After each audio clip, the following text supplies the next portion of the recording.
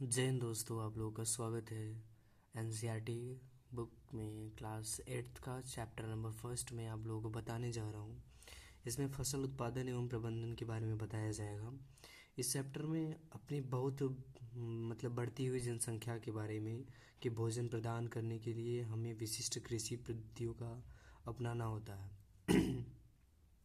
और हमारे सब जगहों सारी फसलें तो उगाई नहीं जा सकती, मगर हमारे जो भारत एक ऐसा देश है जहाँ पे सभी प्रकार के भोजन को उगाया जा सकता है। यहाँ की भूमि जिसको पूजा जाता है धरती माँ के नाम से, यही हम लोग भी इसी धरती से हैं।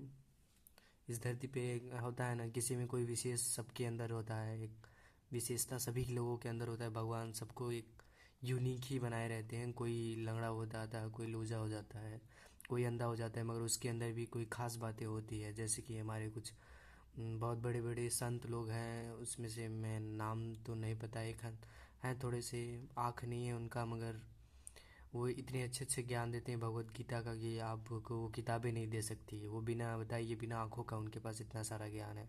कबीरदास हो गए, सूरदास हो गए, इन सब जैसे लोगों में कुछ न कुछ विशेषताएं थी। उसी प्रकार हमारा देश भी एक ऐसा है। भारत महान देशों में गिना जाने वाला एक विशेष प्रकार का देश है, जहाँ पे सभी चीज़ें और जिस राज्य में जस जस जाए तस तस बदल जाएगी बोली। इस पे एक कविता है जो हमें नहीं याद आ रहा है अभी, कि जस जस परखत जाए तस तस बदलत बोली और भाषा और कपड़े, सब कुछ यहाँ बदला जाता है। जैसे राजस्थान में बदले गए और हमारे यूपी बिहार में भी बदल गए हैं, वैसे ही यहाँ पे फसलों के बारे में भी है कि हर राज्य में अपने अपने एक फसल के रूप से सब विशेष हैं।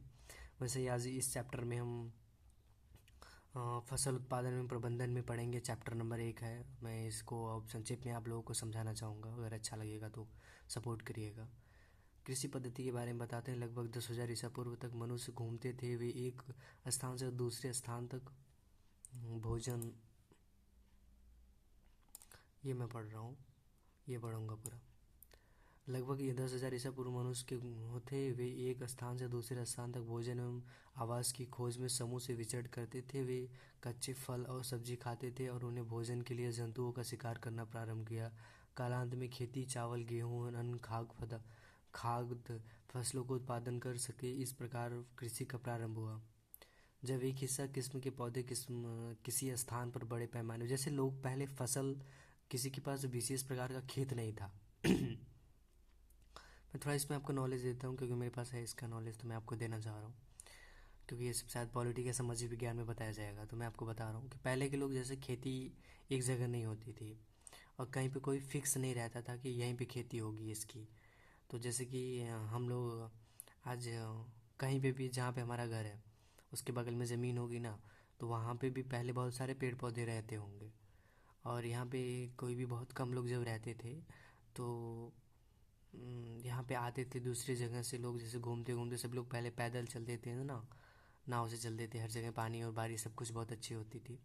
तो आते थे जहाँ पे ज़मीन एक बराबर हो, जैसे लगे कि यहाँ 10 पेड़ काट देंगे तो 1 बीघा ज़मीन बहुत अच्छा हो जाएगा, तो वो 10 पेड़ काट के वहाँ पे खेती करते थे। उनको अच्छा खासा लगता था क्योंकि वहाँ पे खाद सुरा का ज़रूरत नहीं पड़ता था। तो जब तक वो उगता था वहाँ पे उगाते थे, नहीं तो उसको जला के वहाँ से निकल जाते थे। उसी प्रकार वहाँ से कुछ जो दाने थे वहाँ पे रह जाते थे, और गेहूँ चावल जो खाते थे वहाँ पे रह जाता था, वैसे ही वो जमा। उसी प्रकार धीरे धीरे वहाँ से एक मुट्ठा लेके दूसरी जगह चले गए, वैसे दूसरे लोग वहाँ पे आके बसे, वो भी खेती किए। ऐसे ऐसे फसलों का निर्माण धीरे धीरे हुआ है। तो उसी प्रकार आज हम लोग पढ़ेंगे इस चैप्टर में कि खरीफ फसलें किसे कहते हैं, क्योंकि फसलों का भी नाम होता है भाई। जैसे खरीफ फसलें उन्हें कहते हैं, जैसे कि खरीफ वो फसल है जिन्हें वर्षा ऋतु में बोया जाता है, खरीफ फसल कहलाती है। भारत में वर्षा ऋतु सामान्य जून से सितंबर तक होती है। धान, मक्का, सोयाबीन, मूंगफली, कपास इत्यादि खरीफ फसलें होती हैं। रबी की फसलें उन्हें कहते हैं जैसे शीत ऋतु, अक्टूबर और मार्च के महीने में, जो इस समय बोया जाता है। फसलें रबी कहलाती हैं। गेहूँ, चना, मटर, सरसों, आलसी रबी फसल के उदाहरण हैं। इसके अलावा भी कई स्थानों पर सब्जियों का भी खेती किया जाता है, तो उनके बारे में भी आप लोगों को अधिकतर से इसमें, क्योंकि इसमें मूली, आलू, पालक, धनिया, मेथी, ये सब चीज़ें इसमें ठंडी में बोई जाती हैं। और इसमें होता है मिट्टी तैयार करना, बुआई, खाद एवं उर्वरक देना, सिंचाई, खरपतवार से सुरक्षा, कटाई, भंडारण। और मिट्टी तैयार करना होता है, फसलों उगाने से पहले मिट्टी तैयार करना प्रथम चरण है। मिट्टी को पलटना तथा उसे महत्वपूर्ण, इसमें जड़ें भूमि में गहराई तक जा सकती हैं। पोली मिट्टी में गहराई में धंसी जड़ें भी सरलता से शोषण कर सकती हैं। पोली मिट्टी, जिस प्रकार पौधों की जड़ें फसलता जड़ों में सरल शोषण करने में सहायक होती है, पोल मिट्टी मिट्टी में रहने वाले केंचुए और सूक्ष्म जीवों की वृद्धि करने में बढ़ावा देता है। जीव जो ये किसान होता है, किसान का एक प्रकार से दोस्त केंचुआ को कहा जाता है, क्योंकि केंचुआ जो होता है वो ज़मीन के अंदर जाके मिट्टी को उर्वरकता पूर्वक बनाता है, उसको अंदर से चाल के और मुलायम करता है, जिससे हमारे पेड़ पौधे होते हैं, जो फसल बोई जाती है उसकी जड़ें बहुत ज़मीन तक जाती हैं और बहुत अच्छा होता है फसल। मगर इस समय आप यूरिया खाद का जो उपयोग करते हैं उसकी वजह से वो सारे केंचुए को स्किन पे पड़ते ही वो लोग मर जाते हैं, जिससे हमारी फसलों में ज़्यादातर खाद और यूरिया की वजह से हमारे अंदर बीमारियां प्रवेश कर रही हैं अब। और आने वाली पीढ़ियां देखना, इतनी सारी बीमारियां पैदा होते लेके आएंगे कि अब सोचे भी नहीं होंगे।